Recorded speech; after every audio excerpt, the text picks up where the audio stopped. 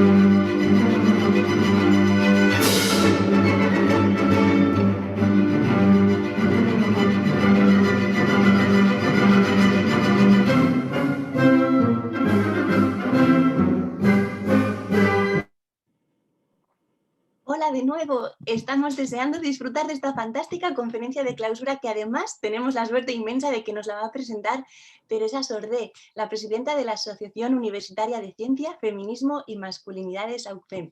Teresa, cuando quieras. Muchas gracias, Andrea. Para concluir este congreso, es un honor presentar al doctor Pavel Ovseiko. Es el Senior Researcher en el Radcliffe Department of Medicine en la Universidad de Oxford. Actualmente está liderando un programa multidisciplinar de investigación y promoción de políticas en igualdad de género y diversidad a través de las ciencias médicas y sociales, que se concreta en múltiples iniciativas y colaboraciones.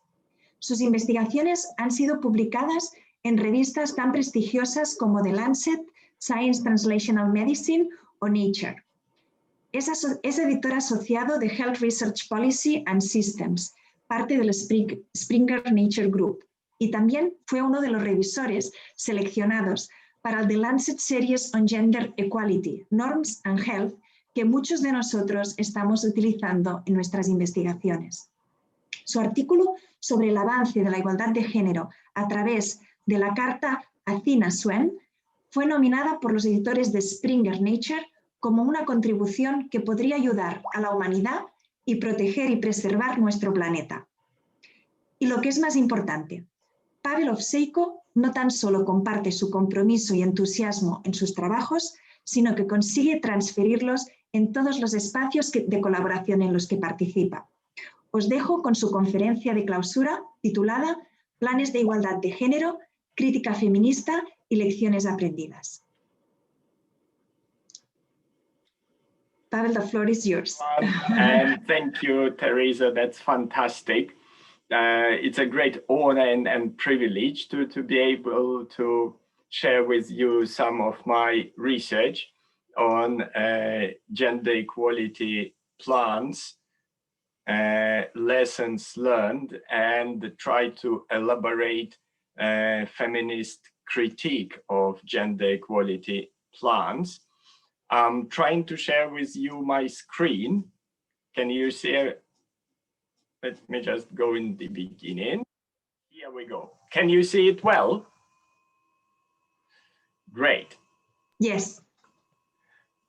Before we start, I would just like to declare my interests, which might affect interpretation of the data. So I am employed by the Radcliffe Department of Medicine of the University of Oxford, and I am a member of the Athena Swan Governance Committee, also a member of advisory group on equality, diversity and inclusion, and the Race Equality Public Action Group at the National Institute for Health Research. And some of my research presented here is funded by the National Institute for Health Research and by the European Commission. And you can share these slides and hopefully Teresa can send you a link to them, but some of the images might be subject to copyright. And in my talk today, I would like to talk about 5 things. First of all, why gender equality plans are important in the context of Horizon Europe. Second, about Athena Swan scheme to develop gender equality plans. Then third, about support of funders, which is required for uptake and implementation of gender equality plans. And fourth, about lessons learned about successful implementation. And finally, about feminist critique of gender equality plans. To start with Horizon Europe, it offers a fantastic opportunity to initiate and sustain change in higher education and research institutions through implementation of gender equality action plans. They've been included in the current European Research and Innovation Program, but they are not mandatory yet.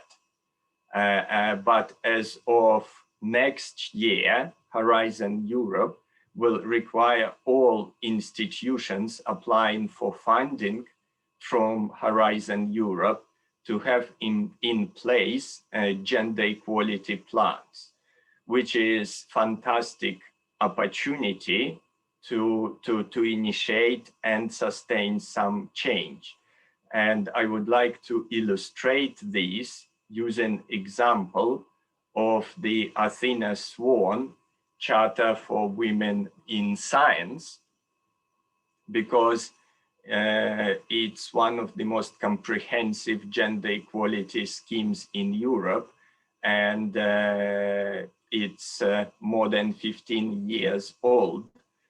So there is a lot of data about Athena Swan in the UK and other countries from which we can draw important lessons.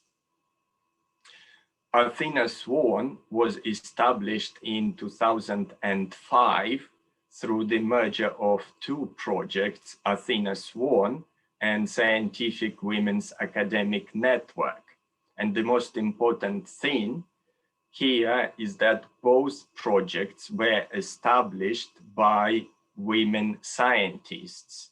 And this is reflected in the approach to the development and implementation of gender equality action plans. Namely, they're all data-driven and based on the scientific method. I really like this painting by Raphael to illustrate the essence of the scientific method. As you can see here, Plato is pointing up to the sky because all his philosophy was about ideas and divine providence, whereas Aristotle represented a different type of philosophy. For him, it was all about facts and more mundane matters. So his famous saying, first establish the facts, then seek to explain them, pretty much captures the essence of the data-driven approach to Athena's Swan. And another reason why I like this painting by Raphael is because of Hypatia, who you can see here in the bottom left corner. She is the only one woman scientist on this painting of the School of Athens. And there is an interesting story behind her. Initially, when Raphael painted her on the draft proposed to the Catholic Bishop of Vatican, who commissioned this painting, he was asked to remove Hypatia because she was murdered on the orders of the Orthodox Bishop of Alexandria for witchcraft. And witchcraft was, of course, the study of mathematics and astronomy, what she did, and all her writings were burnt. But Raphael somehow managed to sneak her in the final version, which we now can see here. So in a way, there was something feminist about Raphael, and he's a good man. And going back to the Athena Swan framework, it is a peer review framework for developing gender equality action plans, and it contains 4 major sections. One is about career transition points from recruitment to induction and promotion. Second, career development. Then flexible working and managing career breaks. And finally, organization and culture. And distinctive from many other gender equality plans, it is very prescriptive. Institutions and departments are asked to provide data and to scrutinize their practices and to propose measures to improve them in these 4 domains and in respect of each of the listed area within this domain. So it's extremely comprehensive. There is another reason why Athena Swan is data-driven, and this is because data is a change management tool. I really like this saying by Robert Crawford because it captures the essence of Athena Swan awards. What gets measured gets done, and what gets recognized gets done again and even better. So when you develop an Athena Swan action plan, it gets peer reviewed, and if it meets the requirements or the current standards, then you get a bronze award. And then in the next 5 years, if you implement this action plan and show some measurable impact, then you can get a silver award. And in the next 5 years, if there are very significant achievements in terms of improving gender equality, you can get a gold award.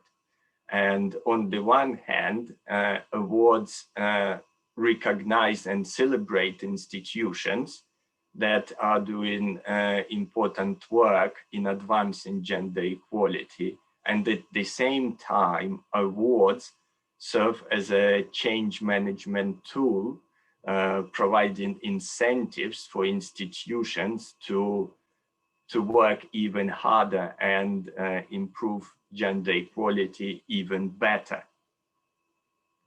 When we did a research project comparing Athena Swan to other gender equality plans in Europe, using the database created by the E40 European project, we found that Athena Swan was the single most comprehensive gender equality scheme in Europe, but it wasn't exhaustive. There were many other schemes that had interventions that Athena Swan doesn't have. For example, in the United Kingdom, it is prohibited by the law to have any form of positive discrimination, and so institutions can't have quotas or introduce positions specifically for women. Another weakness of Athena Swan is, unlike many schemes in the European Union, it doesn't purposefully promote integration of the gender dimension in research and education. But on the balance, Athena Swan is still the single most comprehensive gender equality scheme in Europe. And on the basis of data going back to 2005, it is possible to examine the impact of Athena Swan, and this is something that my colleague and I are doing. So in the next part of my presentation, I would like to share with you some findings from our research. And one of the most important findings is that support of funders is extremely important for the uptake and implementation of Athena Swan gender equality plans. And so the fact that Horizon Europe now mandates institutions applying for funding to have gender equality plans is very promising. So in the UK, in 2011, Professor Dame Sally Davis, who at that time was Director General of the National Institute for Health Research, was embarrassed by institutional support for women's advancement and leadership in biomedical research.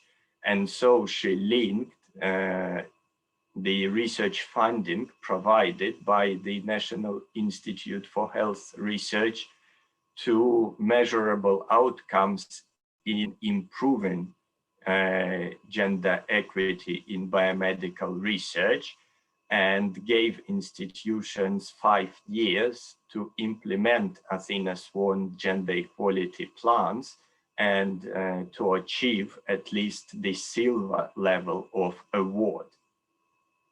And when we looked at the data from the institutions participating in this National Institute for Health Research funding scheme, we found that the linkage to funding has increased participation in the Athena Swan scheme 10 times. It was just phenomenal. And also because government mandated institutions to implement gender equality action plans, Athena Swan has spread globally. In addition to UK, it is currently implemented in Ireland, in Canada, in Australia, and in the United States. And also there is interest in Japan, India, and New Zealand. Interestingly, there are also schemes similar to Athena Swan or inspired by Athena Swan in Europe. And one of these schemes is implemented in Catalonia, where they have created the Hypatia of Alexandria Charter to show commitment to gender equality in biomedical research centers. There are 19 of them in Catalonia, and they are funded by the government.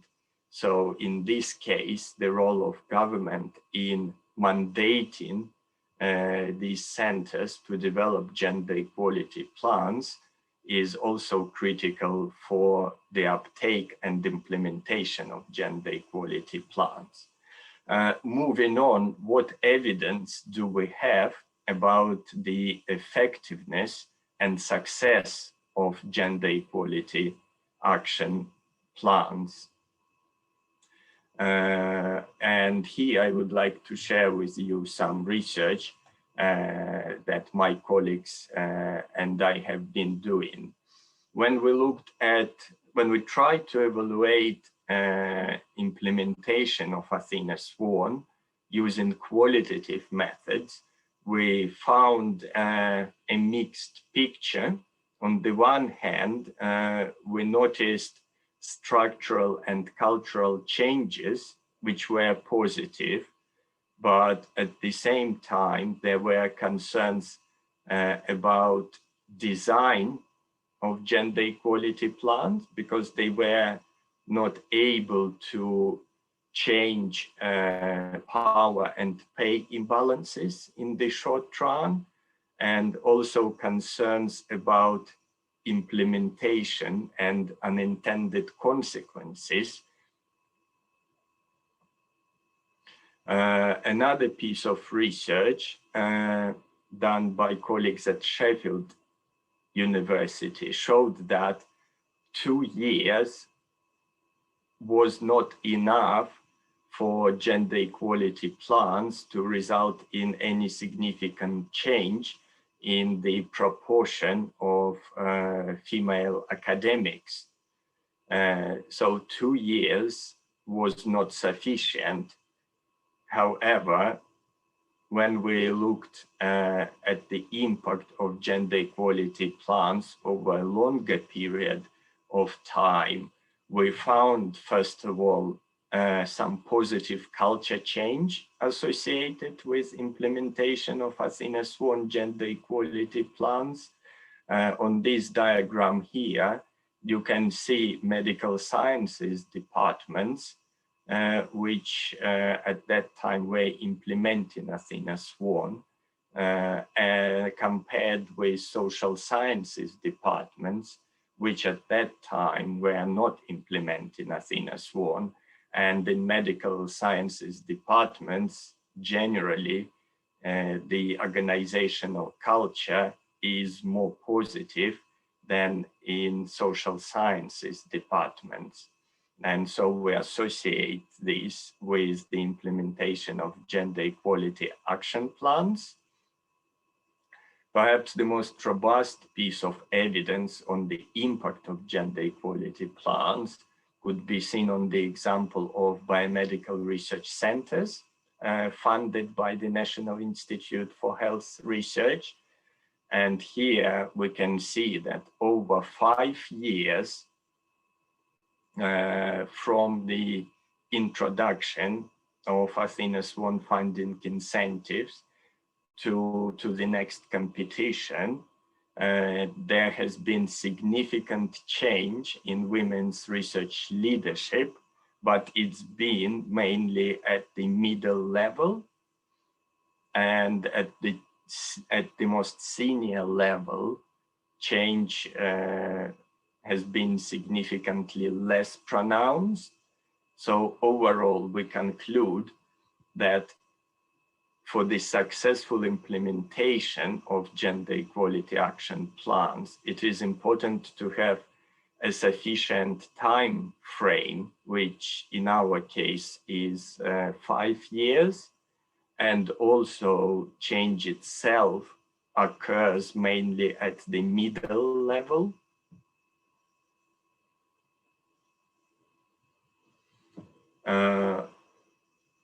When we looked at the design of gender equality action plans, we noticed that they are complex social interventions, and we tried to theorize about it using complexity theory. So there are 3 features of gender equality action plans which are important for understanding their potential impact. First of all, it's the focus on the local dynamics. Interventions and gender equality action plans, they are very much specific to the institution or department in which they are implemented. And it's not only about interventions themselves, but it's also equally about the context in which they are implemented. Secondly, interventions have non-linear nature, and there are, in one action plan, there are more than 30 interventions, and they all work concurrently, meaning that it's impossible to say which intervention is effective and which is not. For example, in one action plan, you can have a mentoring intervention. You can have an intervention aimed at increasing flexibility of career tracks. You can also have interventions about paternity and maternity leave and so on. And although we can calculate the cumulative impact of the action plan, the impact of every single intervention is very difficult, if not impossible, to calculate robustly. And finally, we can talk about the impact of gender equality plans in probabilistic terms. They maximize the likelihood of change and make it possible to happen, but they don't really bring about change in the short run. So what does it mean for our thinking about gender equality plans through a feminist lens? And there are 3 important points that I would like to share with you. The first one, which we managed to show empirically, is that women are disproportionately involved in the work associated with gender equality plans. On the one hand, this provides opportunities for women to accelerate their career and to acquire leadership positions. But on the other hand, if this kind of work is not sufficiently recognized and resourced, it can actually adversely affect the careers of the women involved in the development and implementation of gender equality action plans. And in a way, the gendered composition, i.e. women doing the majority of work associated with gender equality action plans, in a way reinforces current gender inequality. And for this reason, if this work is not properly recognized, then it's actually counterproductive to gender equality. Secondly, gender equality action plans are driven by data.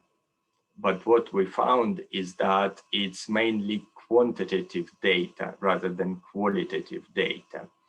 This is absolutely fine in the context of sciences, but if we talk about social sciences and humanities, then there is a contradiction between the qualitative paradigm, which is heavily utilized by women and everyone involved in feminist research and studies, and the quantitative paradigm promoted by gender equality action plans.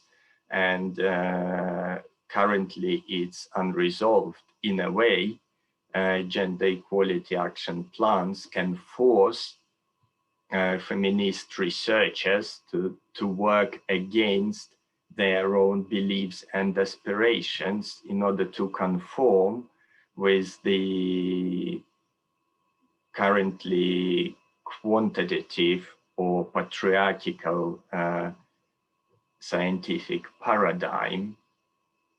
And finally,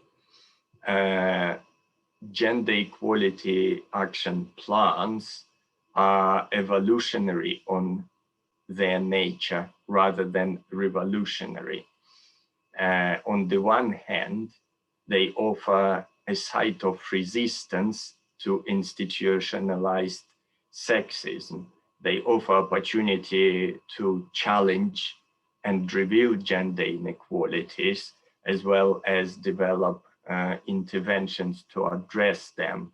But on the other hand, because they are implemented within the current system, which very often is patriarchal and sexist, in a way, it's a self-preservation reaction of the system, and gender equality action plan can create a sense of complicity and put the emphasis on moderate changes rather than overarching changes, which are able to create a more equitable research and academic system. And that's all from me. Thank you very much. Muchas gracias. Thank you very much, Pavel. Y con esta brillante conferencia daremos por concluido el CICFEM del 2021. Como os dijimos ayer, haremos llegar a los y a las dirigentes políticas de gobiernos europeos nuestra declaración para ir avanzando hacia el necesario reconocimiento del acoso sexual de segundo orden. Agradecer el alto nivel de todas las ponencias y de la mayoría de las comunicaciones. Muy importante, como hemos visto, en un contexto de dominio de los bulos que tanto perjudican a la igualdad y a la superación de la violencia machista. Igualmente, de reconocer, ha sido el ambiente realmente feminista, con un alto respeto a todas las opciones y donde no ha habido ni un solo insulto o agresión. Finalmente, una palabra de agradecimiento para todas aquellas instituciones que nos han apoyado. La Universidad de Valencia, el Instituto de la Mujer, la Universidad Politécnica de Valencia y su Instituto Ingenio del CSIC, la Universidad Internacional de Valencia y especialmente muchas gracias al Grup de Dones Ceresade y al Grup Tagore Dones en Diàleg por esta magnífica organización. Nos despediremos hasta el año que viene, en el que será la 4ª edición del CICFEM.